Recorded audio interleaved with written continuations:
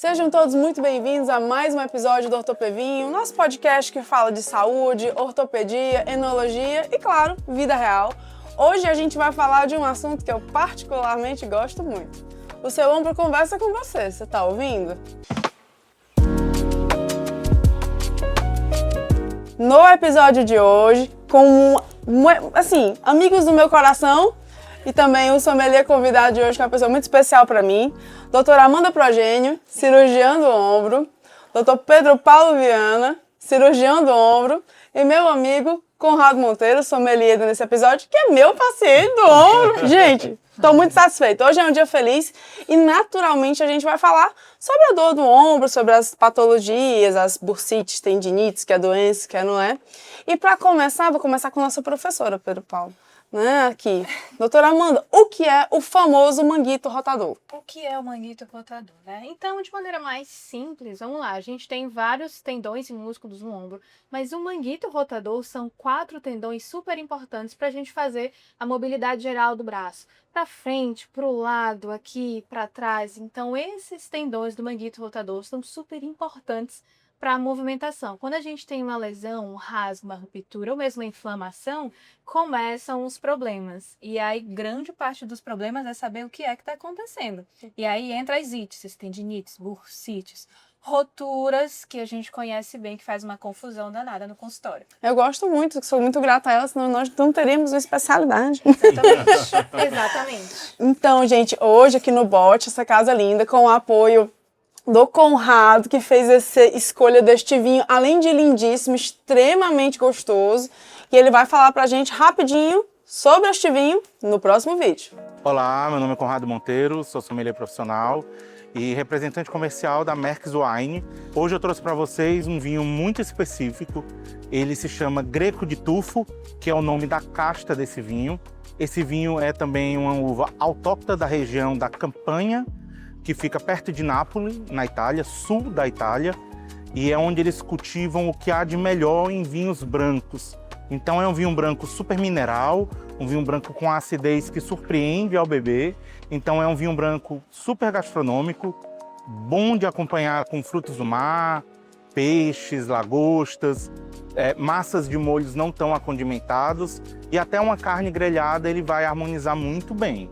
A Merckx Wine já está no mercado há 2 anos, estamos trabalhando tanto no trade quanto no on-trade.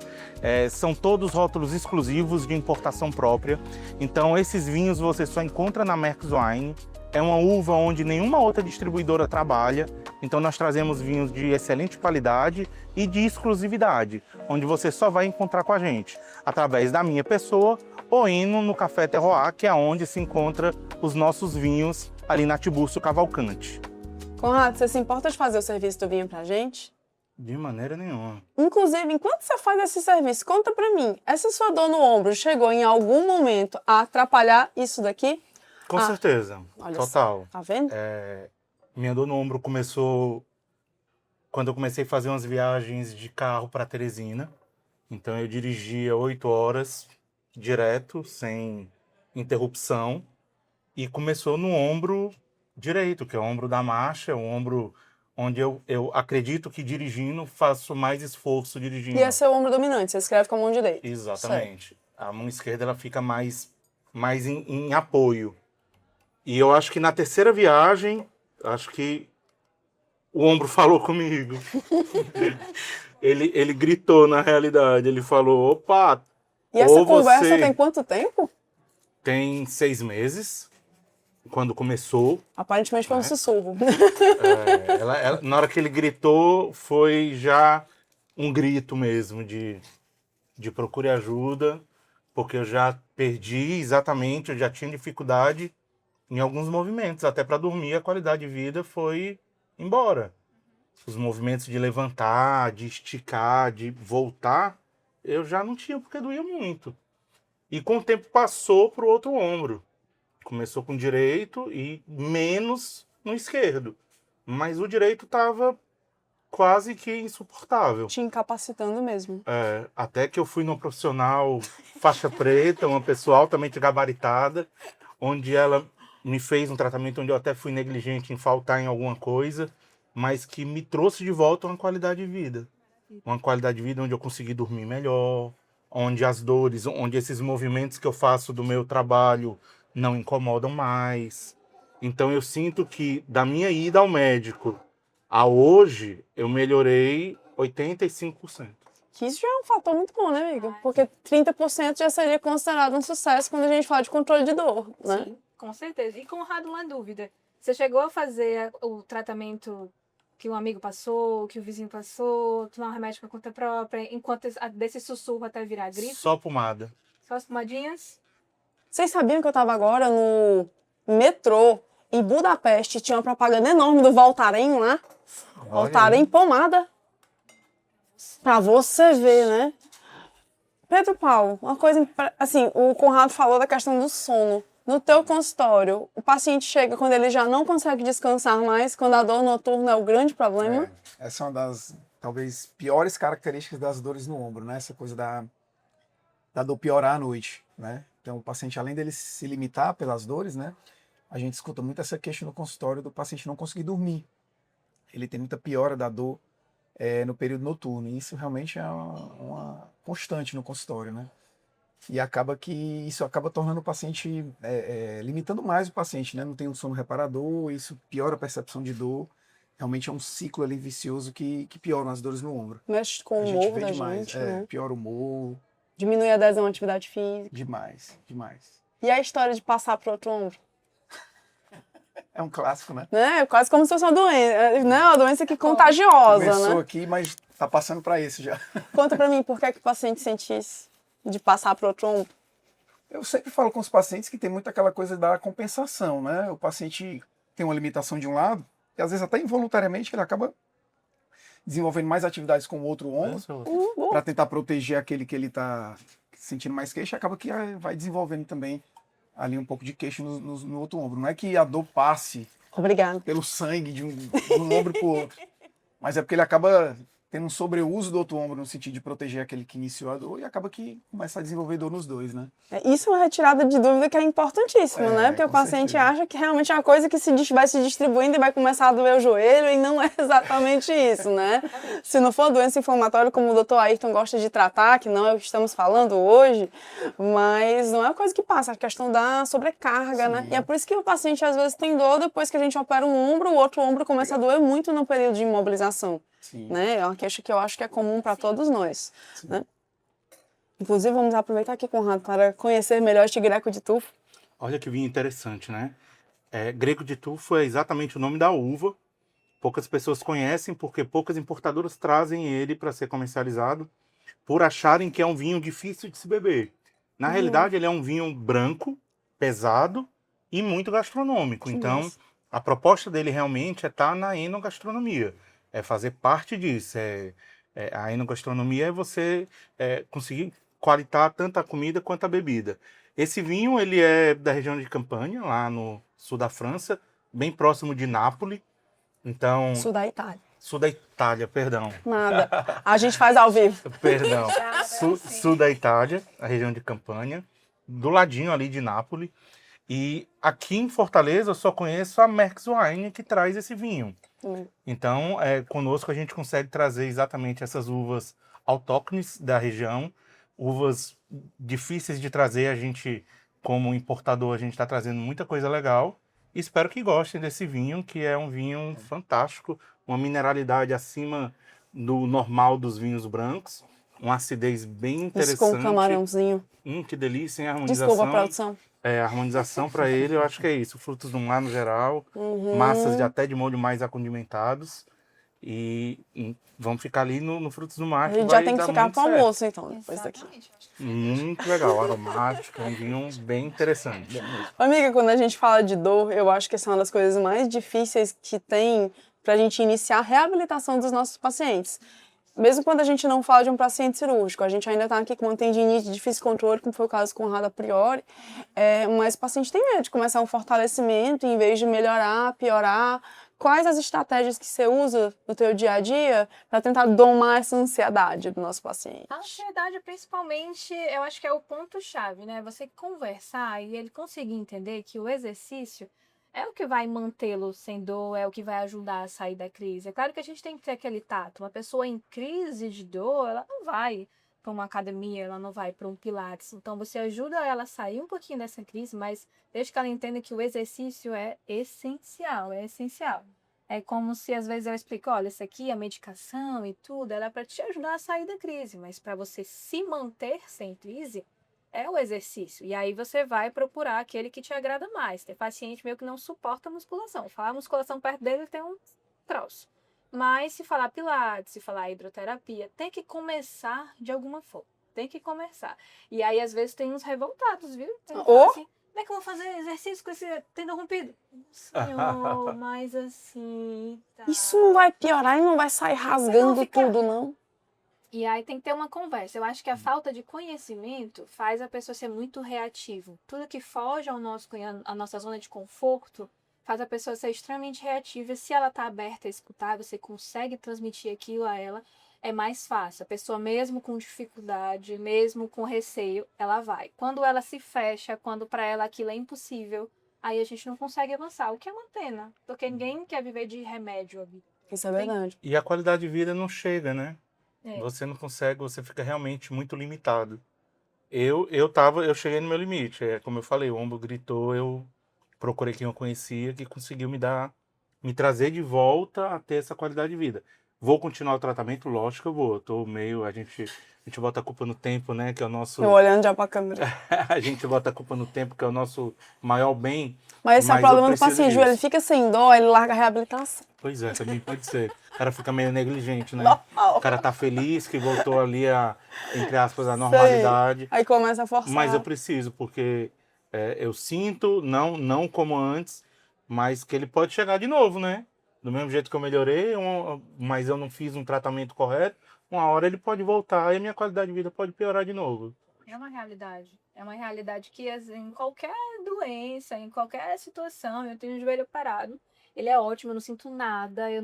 Mas se eu parar a academia 2, 3 semanas, ele começa a me lembrar que eu tenho que fazer exercício para ele ficar bem. A cirurgia foi um sucesso, tá tudo certo, mas a gente se esquece. Quando a gente tá bem, a gente se esquece do que é que fez a gente ficar bem. Esse é um problema, eu acho que de todo ser humano. Uns são mais disciplinados, outros menos.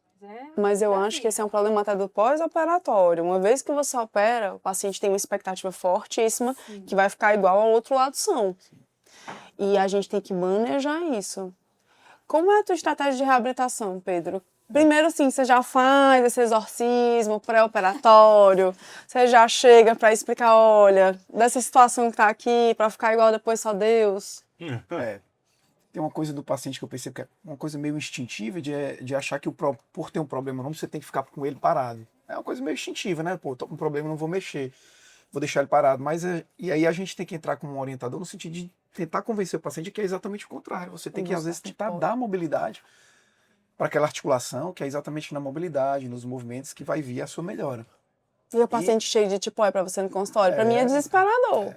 Há quanto tempo? 3 semanas. Não, quem botou essa tipóia não, eu comprei. Aí você já... É muito difícil convencer o paciente de que ele precisa mexer o ombro, porque ele está sentindo dor, né? E no pós-operatório também não é muito diferente, né? Às vezes você opera o paciente e você vê ali que o paciente tem uma dificuldade imensa de, no início, conseguir dar mobilidade, né? Muita resistência ali, querendo usar a tipóia, isso tem uma dificuldade. E uma outra coisa que a gente tem que orientar também é que o pós-operatório, o ombro operado, ele precisa de cuidados mais atenciosos, eu diria. E aí você tem que manter também a reabilitação nesse sentido. E o paciente sempre, como você falou, tem essa visão muito de achar que porque operou vai ficar igual ao outro, né? Como quem leva um carro para a oficina, troca uma peça e o carro saiu normal. E não é bem assim, né? O que, na verdade, a gente faz é dar uma melhorada no ombro que você já tem, que você já nasceu, e você vai precisar fazer coisas a mais para que aquilo funcione, né? A cirurgia, né, é meio que um pontapé inicial. De forma que eu acho que a reabilitação, a mobilidade, o fortalecimento, ele sempre tem que estar envolvido em todas as etapas, né? Independente de qual seja ali o problema, a doença. Você estava conversando com um colega nosso de ombro, estava morrendo de rir aqui lembrando. o Ranier, né? Que é super Ah, didático sim, claro. nos exemplos dele. E aí eu comentando sobre isso e tudo, eu falo para minhas pacientes assim, minha senhora, se o que Deus fez durou 50 anos, e se o meu durar pelo menos metade, Já tá o que é um grande sucesso. eu comecei a rir, eu falei, isso Que coisa mais didática. é didático, porque de fato, só Deus. Perfeito, perfeito. Só quando Deus cria. Vocês costumam tentar inserir na vida do paciente a atividade física antes do momento do reparo do tendão, antes de indicar a cirurgia, por exemplo? Sim, sim. Dentro da tolerância dele, porque eu preciso de um ombro livre, eu preciso de um ombro que não esteja ali travado, eu preciso que ele se acostume. E em alguns casos, a maioria inclusive, eu preciso que ele tenha um entendimento que o exercício melhorou, que o exercício faz parte e que ele fez de tudo para poder, de fato, decidir pela cirurgia em alguns casos. Porque às vezes a pessoa faz a cirurgia achando que é milagre, achando que é fácil. E é um pós-operatório É difícil. um operatório difícil, então ela precisa se convencer, não, eu tentei de tudo, eu fiz o exercício, etc e tal, eu melhorei, mas agora eu vou para cirurgia. Então eu sempre tento antes, até porque ombro dolorido, travado para ir para cirurgia, a tragédia é quase certa. E você, Sim, Pedro? Tem esse também, hábito? também. Eu sempre tento convencer o paciente da importância, né, da mobilidade, até no pré-operatório, e fazer com que ele se estimule para mudar os hábitos de vida, né? Isso é importante, porque às vezes o fator causal, né, o sedentarismo ali atuou como um fator causal daquele problema. E se ele não muda em relação a isso, aquele fator sempre vai estar presente. Ainda que ele faça uma cirurgia e tudo, então eu sempre tento estimular o paciente a introduzir atividade física na rotina, com certeza. Nos pacientes jovens que fazem atividade de musculação, por exemplo, né? Vocês liberam para exercício unilateral na academia, no pós-operatório?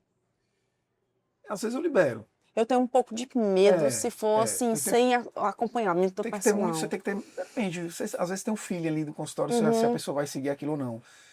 Se for um paciente muito desportista, eu sei que ele vai fazer, independente do que eu Da falo. sua orientação ou não, Então né? eu prefiro Tô falando isso porque a gente participar teve um desse- caso recente do nosso colega cirurgião de joelho, doutor Arcos Alves, né? Teve uma lesão de punho. Eu exponho mesmo aqui. E aí ele conseguiu fazer a reabilitação porque tem um ganho de massa muscular, tem uma manutenção da massa muscular do membro contralateral, né? Sim. Então ajuda a gente não ter aquele déficit, melhora, e eu acho super importante. Então quando o paciente é jovem e ele tem a questão do... Ele é realmente esportista, ele gosta. Ou então ele tem um acompanhamento com o personal que você tem confiança e que você fala. Não é uma orientação que você vai dar para todo mundo. Não. Né? Tem que ser realmente aquela pessoa que já está familiarizada ali com o treino e tudo. Eu acho que aí Aí dá pra válido. trabalhar uma expectativa, né? Que ele não vai começar fazendo o que ele fazia antes, vai fazer um pouquinho. Tem muita coisa de cabeça também, eu percebo assim. A pessoa que é habituada a fazer atividade física, aquilo ali tem um envolvimento tão grande assim, até para a saúde mental, que no pós-operatório, quando você tira a pessoa daquela rotina, você percebe que ela deprime, fica Você aquela coisa mesmo. ansiosa. Tudo, eu, muda com tudo. certeza. Você mesmo, tá às 5 horas da manhã, esse homem fazendo atividade física todos os dias, entendeu? Quando ele teve a crise ciática dele, ele quase fica louco também por conta disso. Quase, quase A ficou. gente sempre precisa de um fator decisor na nossa vida para mudar alguns hábitos, geralmente. Não, eu tenho muita empatia em relação a essa coisa da atividade física em pacientes, né, em pós-operatório, porque eu sei como interfere. Então eu tento deixar o paciente o mínimo de sedentarismo possível, né, mesmo pós-operatório. Tento liberar ele para algumas atividades ali bem controladas, mesmo que não seja assim o que ele já queira fazer, mas ele estando naquele ambiente de atividade física, eu percebo que a reabilitação é melhor. A sensação do compromisso que ele tá certeza. batendo, o Sem compromisso dúvida. dele. Isso é uma coisa que você até queixou pra mim, né? Que você tava Não, se sentindo total. incapacitado de fazer. Você sempre foi muito ativo, né? Eu era atleta, fui atleta durante muitos anos da minha vida e de repente cheguei numa fase que eu virei totalmente sedentário. E aí vem tudo, né? O sedentarismo, vem o sobrepeso, começa a doer outras áreas. E o ombro é uma parte que não só dirigindo, mas que no geral eu surfava, né? Então eu usava muito as remadas, eu jogava hóquei, então usava também o ombro para muita coisa. E eu acho que isso, a falta disso, quando você começa a perder essa massa muscular que você tinha, pode ser um fator realmente que possa ter contribuído ou não Certamente. para aparecer essas... Não tinha dores nenhuma e de repente começa a aparecer dores. Sim. Mas é isso, eu acho que o esporte é fundamental mesmo. Pedro, assim, quais os sinais que você acha que o paciente precisa levar em consideração para buscar atendimento médico? Olha, isso aqui já não tá normal, eu acho que eu preciso passar no especialista. Eu acho que principalmente uma dor persistente, né? Aquela dor que não vem melhorando, aquela dor que tem limitado a sua mobilidade. Eu acho que dor associada à perda de movimento é uma coisa que você precisa valorizar. né? Especificamente em relação ao ombro, existem algumas características ali que um paciente fala às vezes no consultório que eu sempre falo para as pessoas de uma forma geral que são dicas de que aquilo talvez precise que seja procurada ajuda, né? Então essa coisa da dor noturna, persistente, né? A limitação da mobilidade, perda de força, né? Assim, alguma atividade habitual que você fazia antes com certa facilidade, você percebeu que está perdendo aquela habilidade, isso é uma coisa que eu acho que tem que ser valorizada também. Eu acho que perda de força, perda de mobilidade e uma dor persistente, né? Que não vem melhorando. Com certeza. Eu adicionaria nos alertas aquele clássico da pessoa caiu, fez a radiografia, não teve fratura e ela se conforma. Não, tá tudo bem, não teve fratura. Demorar em 1 semana, 2 semanas, 3 semanas e pode ter rompido o tendão. E aí, quando chega um caso de ruptura traumática do tendão, a gente sabe que é mais grave, se deixar o tempo passar, então... Nossa, evolui de maneira muito ruim, É aquele né? período, e aí é aquele período assim, fez a medicação, fez o primeiro tratamento, que é o correto, o primeiro é saber se teve fratura ou não. Não teve fratura, tratamento inicial. Continuou com dor, continuou com limitação, perda de força, aí sim, vamos procurar, de fato, entender o que está passando, essa conformidade que não teve fratura e está tudo bem. Às vezes leva umas tragédias para o consultório, é muito triste. Eu queria, inclusive, entrar num soft spot aqui. Queria entrar num ponto sensível da ortopedia, do ombro. Uma coisa que eu já cheguei a ver é pacientes jovens com indicação de tratamento cirúrgico, certo? A gente tem ruptura de tendão, com um gap ali de 2 centímetros. Não tem dúvida nenhuma pra gente que é cirúrgico, né? Paciente jovem e tal, especialmente se for traumático. Onde entra o manejo do tratamento exclusivo da dor para isso? Na minha opinião, eu acho que você tem um paciente jovem, por exemplo, a produção, a gente tem ali um paciente ali próximo aos 40 anos com ruptura de tendão, idade ativa, eu acho que, né, talvez queira operar nas férias. Dá para você fazer o manejo de dor, mas o tratamento exclusivo da dor, com medicina regenerativa e tudo mais, numa indicação de um tratamento... em um quadro que tem uma indicação claramente cirúrgica, eu acho que fica num limite. Seria de idade, seria de momentos da vida do paciente, seria de perfil. Como isso chega para vocês? Do paciente falar, doutora, me falaram que eu podia não operar. Isso já chegou para mim. Inclusive, eu acho que é um desconforto para todos nós. Como é que vocês manejam isso no dia a dia? Porque eu acho que tem chegado com a popularização da regenerativa, que é incrível, mas tem indicações. Assim, pacientes jovens com lesões completas, né? Aquelas lesões que são classicamente cirúrgicas, sobretudo as lesões traumáticas, eu tento fazer um trabalho de convencimento do paciente que a cirurgia é o tratamento adequado para ele, né? Eu acho que adiar esse momento, sobretudo nas lesões traumáticas, que tem uma evolução muito rápida, e às vezes quando você perde o time, isso pode trazer muita repercussão negativa para o paciente. Tragédia, né? Eu tento trazer para ele um convencimento de que realmente o tratamento cirúrgico para ele é o mais adequado, né? Eu não costumo gastar muita saliva explicando coisas que margeiam o tratamento cirúrgico nesse tipo de caso, não. Eu sou bem incisivo nesses aspectos, assim. Isso aí. Mesmo jeito, né? É porque nós somos operadores, eu acho que tem isso também. Tendencioso aí, já. De certa forma, nesse sentido, porque é esse cenário que você descreveu. Não é uma lesão pequena, não é uma lesão parcial. Não é uma lesão que tem 5 anos. É algo de um paciente jovem, a gente está vendo aquele tendão que rompeu e a gente sabe que ele vai cicatrizar muito melhor se ele for operado logo e que já tem as burocracias que vão fazer essa cirurgia demorar um pouquinho se ela for pedida naquele dia. E isso dá uma aflição. E essa questão da regenerativa e dos procedimentos que de fato são muito bons e tem uma curva, eu esqueci na residência, tem uma curva, que os tratamentos que surgem, primeiro eles são usados para tudo, aí aquele tratamento acaba perdendo força porque ele começa a não fazer efeito para algumas coisas, porque ele foi usado para tudo, aí ele começa a ser usado para praticamente nada. E depois ele é usado para o que ele realmente deveria ser usado. Caramba. Então, se a gente começar a ser Isso aí eu acho que vai ser totalmente isso no caso do Manito, viu? É uma coisa muito boa. Você tem idosos, você tem pessoas que têm lesão parcial e que tá ali naquele borderline, se opera ou não opera. E tem pessoas que melhoram muito. Agora, quando você usa isso, estica ali a indicação... É complicado. Eu acho que a flexibilização da ciência é uma coisa que gera um transtorno, né? Uma vez que...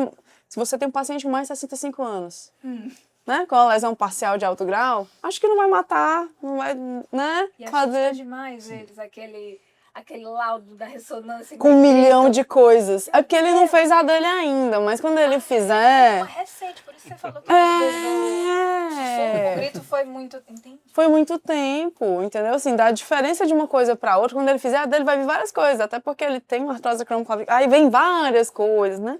Mas acho que há perfis e perfis, né? Especialmente quando a gente fala de lesão de tendão, a indicação cirúrgica, ela sempre fica ali na marcha. E na reabilitação pós-operatória, gente, nós que gostamos de tratar o paciente com reabilitação muscular antes e depois da cirurgia. Quais os cuidados que vocês têm com esse novo tendão na atividade física? Muda alguma coisa? Muda alguma coisa de execução?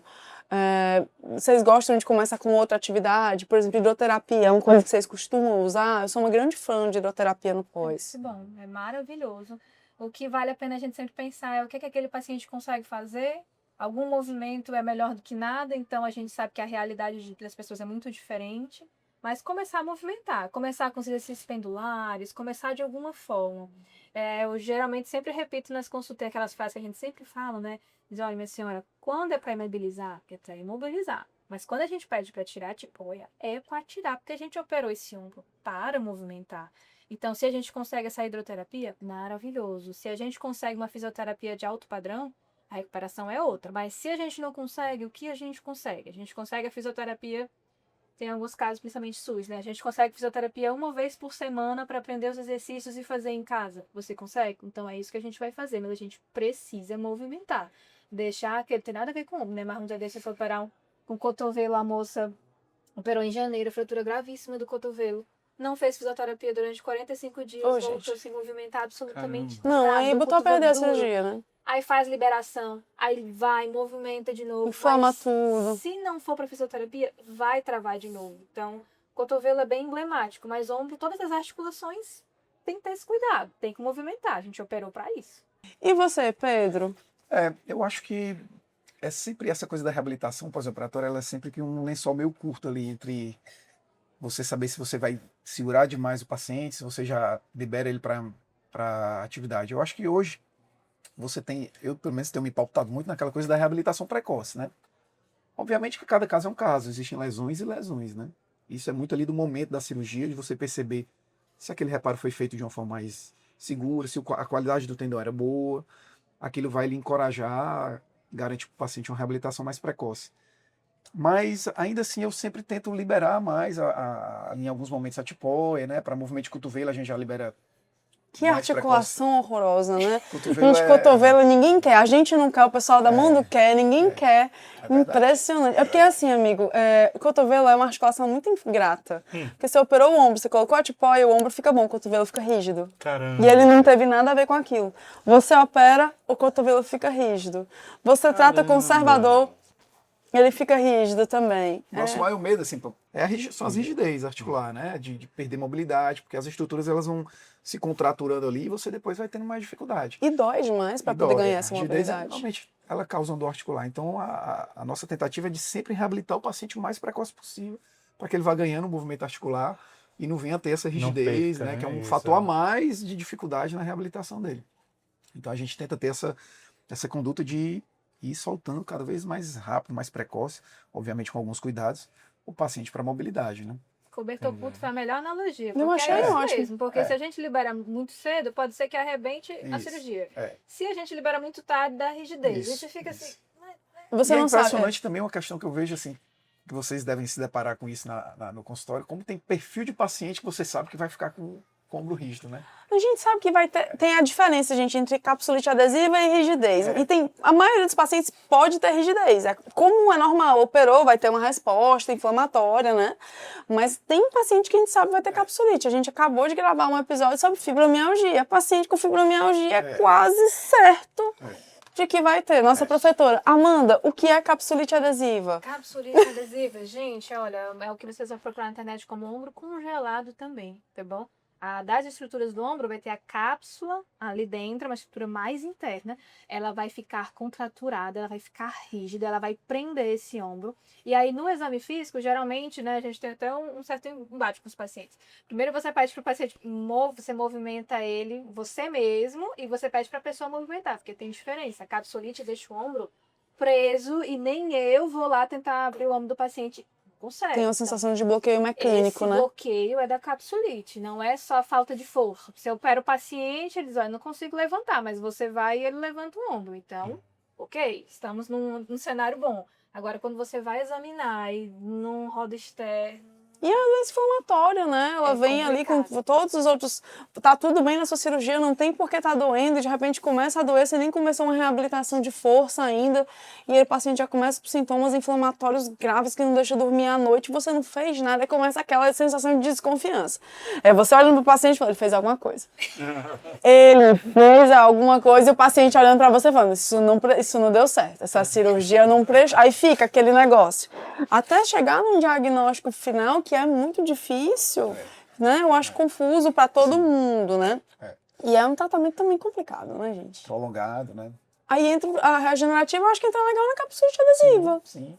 Especialmente quando ela é isolada, né? Físicas ali, com certeza. A capsulite, ela sempre é o bicho-papão do pós-operatório, né? Quem não tem uma paixão mais de sua? Existem algumas situações no pós-operatório que a gente opera e o paciente ele inflama essa cápsula do ombro e ele perde mobilidade. E às vezes o paciente ele fica com a percepção de que ele está pior no pós-operatório do que o que ele estava no E às vezes inflamatoriamente ele realmente está pior. do ponto de vista de sintomatologia, realmente ele piora. E aí Eu você tô tem- morrendo de medo já. Não, calma, cara. A gente nem fez a ressonância ainda. Mas o bom, assim, se a gente pode dizer, o bom da capsulite é que ela é uma doença autolimitada. Ela vai acaba. passar, ela acaba. Só que ela atrasa o pós-operatório, torna um pouquinho mais desconfortável, mas ela passa. e existem Ela passa. cuidados para você tentar evitar. Você não consegue evitar 100% quando tem que acontecer, mas isso que a gente fala de perfil de paciente, tem gente, só fala só de senhorinhas. Tem senhorinha que ela é muito ativa, ela quer ir para a igreja, ela quer ir para o supermercado, ela quer ajeitar a casa dela, então a gente geralmente sabe que ela vai ficar bem logo. O cuidado vai ser segurar ela para não arrebentar a cirurgia. É verdade. Porque da feita que eu libero ela, ela já quer movimentar, ela vai fazer tudo. E tem aquela senhorinha que tem medo de tudo. Então, você liberou da tipoide, ela Mas não ela mexe. não vai fazer. Você fez isso e ela não mexe. Então, esse paciente que tem medo de tudo, que tudo tá mais com dificuldade, ele tem mais tendência a ter a capsulite ou a nossa fibromialgia aí, que misericórdia. E alguns transtornos do humor também. E o sexo, só o fato de ser mulher e ter uma faixa etária ali entre 35 e 55 anos, isso por si só é uma doença extremamente sexista. Caramba. Já é um verdade. fator de risco, sabe? Amandinha, se você tivesse que dar dicas preventivas, né? Tirando aqui o fator genético, Sim. que a gente não pode, o que você indicaria para os nossos pacientes para prevenir a dor no ombro? Prevenir, com certeza a gente bateu muito, né? Exercício físico orientado, exercício físico sem querer ficar carregando milhões de cargas sem orientação. Eu acho que é o principal mesmo. E se fosse repetitivo, todo mundo vai ter no dia a dia. Não tem como evitar. O paciente olha 100%. para doutora, mas o trabalho, ele me adoece. Eu falei, mas amigo, todo mundo tem que trabalhar. Não tem como fugir disso. Me adoece, ele adoece, a não ser que você mude de profissão, mas trabalhar não é uma opção, O né? exercício, a mobilidade, aquele exercício que você dá conta de fazer e faz rotineiramente, eu acho que é o principal. A prevenção Principal é fortalecimento. É o fortalecimento. Aqueles tendões que a Concordo. gente conversou, existem eles, o manguito, e existe uma série de músculos ao redor do ombro. E todos eles têm uma função importante. Um adendo é justamente isso, aquela ressonância que o paciente não tem mais nenhum tendão, ele não tem mais nenhum tendão, nada. Mas o deltoide dele é forte, o peitoral dele é bom, ele compensou tudo, ele faz tudo. Levanta o braço dele. Eu vou botar uma prótese nesse homem nesse momento pra quê? Uma dúvida. O alongamento, quando o paciente está em dor, é benéfico ou maléfico? Aqui eu sou entrevistadora, que eu não opero não. Eu tô com aquela dor. Eu acho que eu vou fazer uns alongamentos para ver se melhora. Isso vai melhorar ou vai piorar? Eu acho que depende muito do que está motivando a dor, né? Você tem que ter um diagnóstico para você poder propor. Conradão é o alguma coisa. famoso vareia. É. Varia muito de Pode ser que paciente. seja bom, como não. Em algumas igual situações talvez possa ser até ruim, né? Você alongar. Quando a gente fala de ciática, por exemplo, né? No nosso Sim. caso, quando a gente tá em crise, alongar é mesmo que matar a gente, porque piora a dor. Entendeu? Do ombro, depende. É uma ruptura de lesão, você está inflamado, é uma capsulite adesiva, uma rigidez, depende muito. Precisa da avaliação do especialista mesmo. Entendi. Até porque é uma articulação hipermóvel. Então, tudo que você se propuser a fazer com o ombro, ele vai permitir, anatomicamente, que seja feito. Não Certo. necessariamente é o adequado. Perfeito, perfeito. Eu acho que Gente. você não consegue prejudicar. Se você faz um alongamento e você se sente Excelente bem, pontuação. você sente alívio, então isso é muito bom. Certo. Agora você fez um alongamento. O corpo ele te fala, né? O ombro ele vai Duas conversando vezes. contigo. Ele ali. conversa com você, às vezes é pra você Pare, escutar, amigão. pare, continue. Então, se você Você tá precisa vendo dar ouvidos, né? Exato. que tá só entendi. piorando, não faça, Entendi. que é pior, não Perfeito. faça. Gente, queria agradecer a disponibilidade de vocês. Eu acho que foi um agradeço. episódio muito rico. Se a gente sentar para conversar sobre todas as doenças do ombro, aqui a gente faz uma série rapidinho sobre isso. Exatamente. Porque todo mundo se entrelaça, todas as doenças elas se entrelaçam, assim como os tendões do manguito. Ai, que lindo! Poético, que- tem que anotar isso aí. Poxa, foi romântico, cara, Foi muito extremamente poético. Queria puxar um brinde, agradecer a vocês a disponibilidade. Saúde, pessoal. Acho que foi um episódio lindíssimo. Obrigada, Conrado, pelo patrocínio desse vinho delicioso. E lembrar para vocês que o Ortopevinho é a sua dose de saúde.